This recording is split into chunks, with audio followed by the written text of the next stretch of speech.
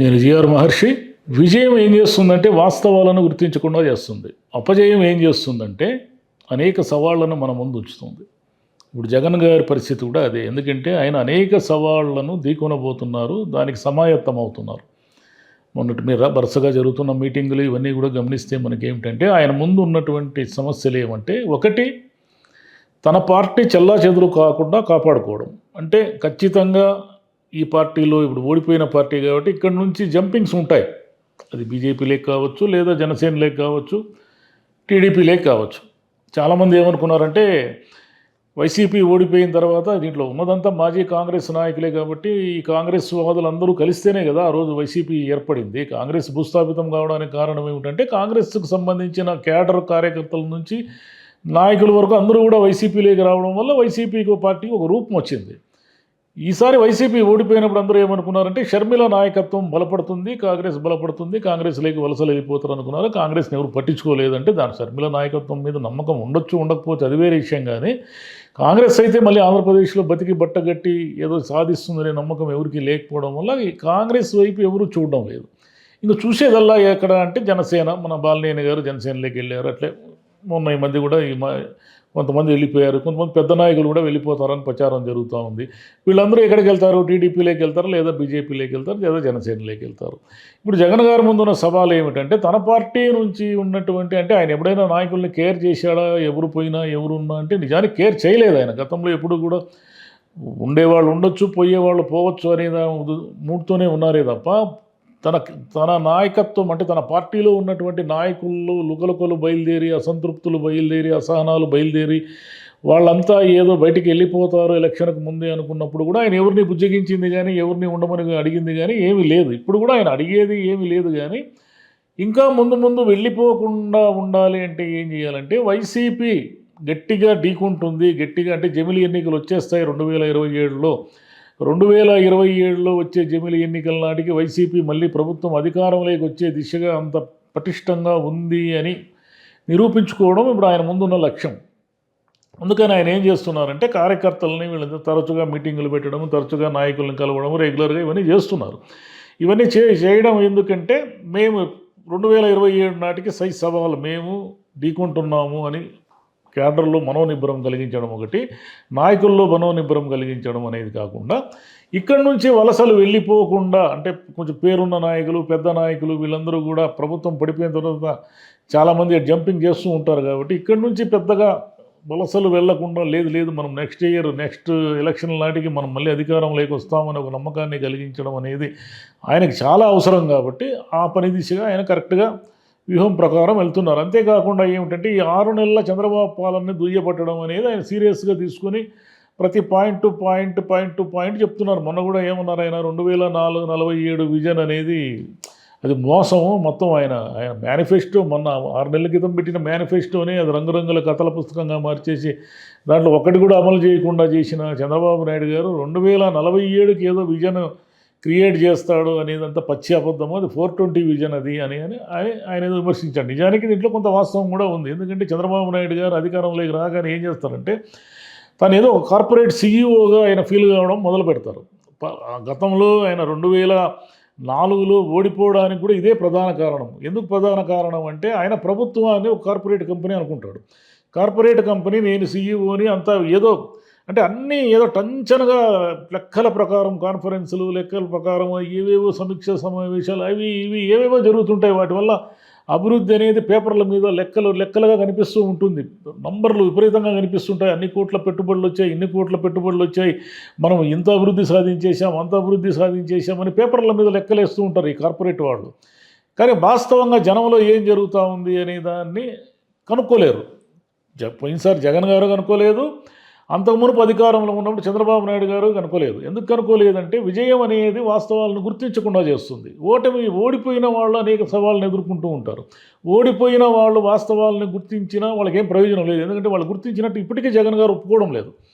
ఏమిటంటే కార్యకర్తలను పూర్తిగా గాలికి వదిలేయడం వల్ల మనం ఓడిపోయాము. గత ఎన్నికల్లో ఓడిపోవడానికి ఏదో చంద్రబాబు నాయుడు బిర్యానీ పెడతాడు, మనం పలావ్ పెడతా ఉంటే బిర్యానీ కాసిపడినారు, ఇప్పుడు పలావ్ బిర్యానీ 2 లేకుండా పోయాయి అనేది కొటేషన్ చెప్తారు ఆయన. పలావు లేదు, బిర్యానీ లేదు, ఏమీ లేదు. కేవలం పథకాల కోసమే చంద్రబాబు నాయుడు గారికి ఓటేయలేదు. మీ ప్రభుత్వం వద్దనుకొని ఓటేశారు, అది వాస్తవం.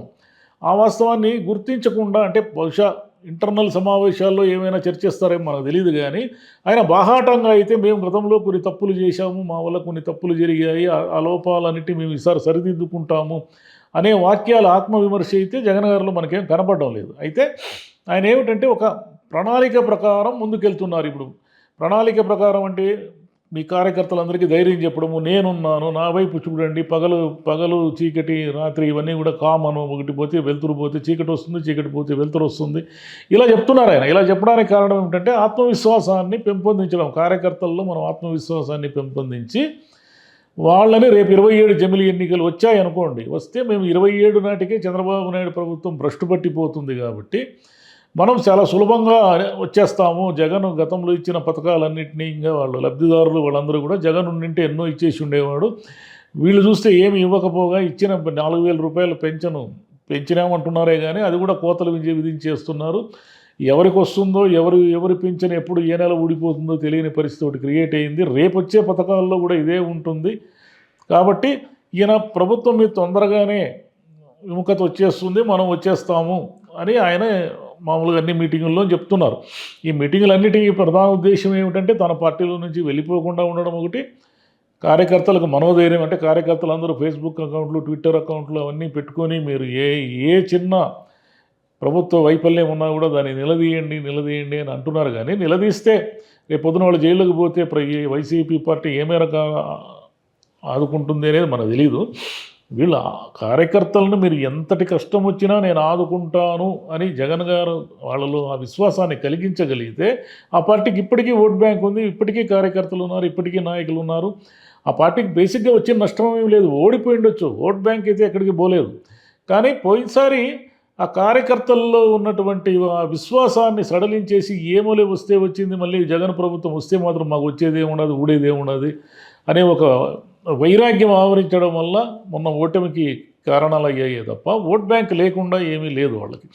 ఇప్పుడు ఏమిటంటే జగన్ గారు రెగ్యులర్గా మీటింగులు పెడుతున్నారు. రెగ్యులర్గా మీటింగులు పెట్టడమే కాకుండా చంద్రబాబు నాయుడు గారిని దుయ్యపట్టడము. చంద్రబాబు నాయుడు గారు ఈయన సూపర్ 6 ఇవ్వడు, సూపర్ 7 ఇవ్వడు, సూపర్ 8 ఇవ్వడు, విజన్ 2047 అంటూ ఉంటాడు. కానీ అది విజన్ 2047 కాదు, విజన్ 420. అది ఈయన అసలు విజన్ అంటే మాది, మేము ప్రభుత్వ పాఠశాలని మోడర్న్ పాఠశాలలుగా తీర్చిదిద్దాము, పల్లెల్లో వైద్య సదుపాయాలు పెంచాము, పోర్ట్లు కట్టాము, మేము ఎన్నో అభివృద్ధులు చేశాము, హార్బర్ ఇవన్నీ చేశాము, మేము చేసినంటే రైతులకు భరోసా కల్పించాము. ఇప్పుడు రైతులంతా సంతోషంగా ఉన్నారు. ఏదో సాగునీటి ఎన్నికలు ఏవో జరిగాయి, ఏకపక్షంగా జరిగాయి, కేవలం పోటీ లేకుండా వాళ్ళే తలుపులు వేసేసుకొని వాళ్ళే చేతులు ఎత్తేసి వాళ్ళే గెలిచిపోయారు. కాబట్టి వీళ్ళు రైతుల దగ్గరికి పోతే తెలుస్తుంది వాళ్ళు పెట్టుబడి సాయం కానీ ఈ ఇన్సూరెన్స్కు సంబంధించిన కానీ ఏమీ చంద్రబాబు నాయుడు గారి ప్రభుత్వం ఇవ్వడం లేదు. అంటే గతంలో వీళ్ళు కూడా అన్ని ఎన్నికల్ని ఏకపక్షంగా చేసుకున్నారు వైసీపీ వాళ్ళు, దాంట్లో ఏమీ డౌట్ ఏమీ లేదు. ఎందుకంటే మనకు పోయినసారి ఈ లోకల్ బాడీస్ ఎన్నికలు ఇవన్నీ జరిగినప్పుడు మనం చూసాం, వైసీపీ బుల్డోజ్ చేసేసి తెలుగుదేశం వాళ్ళ నామినేషన్ కూడా వేయకుండా చేసిన పరిస్థితి ఉంది. ఇప్పుడు తెలుగుదేశం వాళ్ళు అదే చేస్తున్నారు. అంటే గత ప్రభుత్వము చేసిన తప్పుల నుంచి చంద్రబాబు నాయుడు గారు ఏమీ నేర్చుకోకుండా మళ్ళీ అవే రిపీట్ చేస్తున్నాడు. వీళ్ళు ఏకపక్షంగా గెలిచిపోవడము, ఏకపక్షంగా చేసేయడము, మళ్ళీ వీళ్ళ ప్రతిపక్షంలో ఉన్న వాళ్ళేమో ప్రజాస్వామ్యం గురించి మాట్లాడతారు, గవర్నమెంట్లో ఉన్న వాళ్ళేమో వాళ్ళు చేయాల్సిన పనులను వాళ్ళు చేసేస్తుంటారు. ఇంకా ఏమంటారంటే జగన్ గారు ఈ పేకాట కప్పులు ఇవన్నీ కూడా ఎక్కువైపోయినాయి, ఆడ చూసినా లా అండ్ ఆర్డర్ లేదు, ఎమ్మెల్యేలకు ప్రతి దాంట్లోనూ ఒక చిన్న వ్యాపారం పెట్టుకోవాలన్నా కూడా ఎమ్మెల్యేలకు వాటాలు ఇవ్వాలి అనేది ఆయన ఆరోపణ ఏం కాదు, నిజం కూడా. ఎందుకంటే ఆయా నియోజకవర్గాల్లో మామూలు కామన్ మ్యాన్ని ప్రజలను అడిగితే చెప్పేస్తారు ఏం జరుగుతూ ఉంది అనేది. ఎమ్మెల్యేలు ఆయా నియోజకవర్గాల్లో ఉన్నటువంటి అన్ని రకాల సోర్సెస్ని, అంటే ఇన్కమ్ సోర్సెస్ని అన్నింటినీ కూడా వాళ్ళు క్యాప్చర్ చేసేసి ఎమ్మెల్యేకి ఇచ్చిన తర్వాతే, ఎమ్మెల్యే కప్పం కట్టిన తర్వాతే మిగతా పనులన్నీ చేసుకోవాలి. ఈవెన్ బెల్ట్ షాపులు కూడా మీరు కావాలంటే పల్లెల్లో విచారించుకోవద్దు, ఇదేం ఆరోపణ ఏం కాదు. పల్లెల్లో ఇంతకుముందు ఏదో ఆ వైన్ షాపుకు అనుబంధంగా కొంతమంది బెల్ట్ షాపులు నిర్వహించేవాళ్ళు, కానీ కొన్ని నియోజకవర్గాల్లో 1,00,000-2,00,000 ఎమ్మెల్యేకి చెల్లించేసి ఎవడైనా బెల్ట్ షాప్ పెట్టుకోవచ్చు. ఇంక వాడిని ఎవడు ఏం పట్టించుకోరు. నువ్వు ఏమైనా అమ్ముకో, ఎంతకైనా అమ్ముకో, ఏదైనా చేసుకో. ఇది నిజంగా వాస్తవంగా జరుగుతూ ఉంది కూడా. చంద్రబాబు నాయుడు గారేమో ఎమ్మెల్యేలు ఇసుకలో కానీ, మద్యంలో కానీ, ఇంక దీంట్లో కానీ ఏలు పెడితే నేను అసలు కన్నెర్ర చేస్తాను, నేను ఊరుకో ఉండేది లేదు, చాలా సీరియస్గా ఉంటే పరిణామాలు అంటున్నారు. కానీ ఆయన తెలిసి జరుగుతున్నాయో తెలియ జరుగుతున్నాయో మనకేం తెలియదు. కానీ మొత్తం ఇదే గతంలో ఏమైతే వైసీపీ మీద వీళ్ళు ఆరోపణలు చేస్తూ వచ్చారో అవి తిన్నారు అని ఆ ఆరోపణలు ఎన్ని నిజాలు ఎన్ని అబద్ధాలు మనకేం తెలియదు. కానీ ఈ రోజులు వస్తున్న ఆరోపణల్లో మాత్రం చాలా వరకు నిజాలు ఉన్నాయి. వైసీపీ హయాంలో మద్యంలో ఎమ్మెల్యేలు తినింది ఏమీ లేదు. ఎందుకంటే అది ప్రభుత్వం నేరుగా ఉండింది కాబట్టి ఆరోపణలు ఏమైనా బురద పూసుకుంటే ప్రభుత్వమే పూసుకుంటుంది తప్ప ఎమ్మెల్యేలకి ఏమీ వైన్ షాపులకు సంబంధించిన ఆదాయం ఏమీ వచ్చే అవకాశం లేదు. ఇసుకలో కూడా ప్రభుత్వానికి ఆదాయం వస్తూ వీళ్ళు ఇసుక తిన్నారనే ఆరోపణ ఉండేది. ఇప్పుడేమో ప్రభుత్వానికి ఆదాయం లేదు, ఇసుక మామూలు కామన్ మ్యాన్కి దొరకడం అంటే సజావైన రేట్లకు దొరికింది లేదు. కాబట్టి చంద్రబాబు నాయుడు గారు దృష్టి సారించాల్సింది ఏమిటంటే అసలు ఏం జరుగుతూ ఉందనేది ఆయన దృష్టి సారించాలి. జగన్ గారు చేయాల్సింది ఏమిటంటే ఒక క్రియాశీలక ప్రతిపక్షంగా తన పార్టీని గట్టి చేసుకోవడము, తన పార్టీని పోరుబాట్లే కంటే 2027 ఎన్నికలు వస్తే నడపడము, అది సంగతి పక్కన పెడితే ఒకసారి ఆత్మవిమర్శ ఆయన కూడా చేసుకోవాలి. చేసుకోకుండా కార్యకర్తలు నేను గాలికి వదిలేయడం వల్ల ఎప్పుడైతే ఆయన జనానికి దూరం అయ్యాడో జనం ఆయనకు దూరం అయ్యారు. అది చిన్న పాయింట్. అది ఆ పాయింట్ని ఆయన దృష్టిలో పెట్టుకుని మళ్ళీ జనంలోకి వెళితే మళ్ళీ ఆయన జనంలో ఆదరణ అయితే ఉంది. ఎందుకంటే తెలుగుదేశం ప్రభుత్వం చెప్పిన హామీలన్నింటినీ కూడా గ్యారంటీగా చేయలేదు, చేసిన లబ్ధిదారులకు కోత పెడుతుంది. కాబట్టి ఈ 5 ఏళ్లలో వాళ్ళు గ్యారంటీగా ప్రజా వ్యతిరేకతను ఎదుర్కొనే అవకాశాలు ఉన్నాయి. ఎదుర్కోకపోయినా ఒక ప్రతిపక్షంగా జగన్ గారు చేయాల్సింది ప్రభుత్వంతో పోరాడమే ఆయనకు. అందుకంటే వేరే మార్గం ఏమున్నది. Thank you.